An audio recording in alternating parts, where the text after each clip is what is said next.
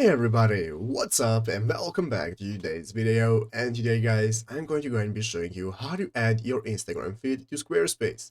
This is a very simple thing to do, so make sure to watch the quick and easy video to the very end, follow my steps correctly, so you can make sure that this works the same for you and you can do this yourself. But yeah guys, let's get straight into it.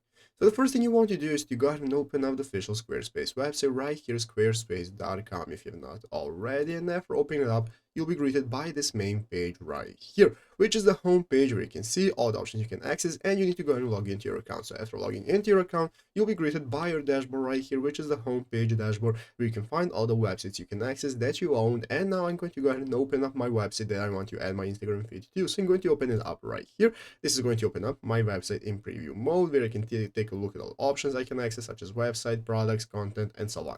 So let's go ahead and see how to get started with adding our Instagram feed. What we want to do is to go ahead and click the edit button right here at the top of the screen. After clicking the edit button, this is going to enable us to open up our website in edit mode, where you can see the top of the screen. We can edit our site header, we can edit our site footer, and our main section. And this is where we want to add a feed to. So guys, basically what we want to do is go ahead and click the add block option right here at the top of the screen. So click on add block, and this is now going to open up this new section where we can find all the blocks we can add, such as images, videos, buttons, and so on. What we want to do is use the search form and type in Instagram. And guys, this is going to enable us to add our Instagram. So you can click on Instagram right here, and this is going to enable you to add your feed. As you can see, after connecting your Instagram, you can double tap on it. You can choose to connect your accounts. You can add an account if you want. And after connecting your account, guys, it's going to appear right here. So go ahead and log into your account, and after so, your all day feeds and from your images and from your feed is going to appear right here.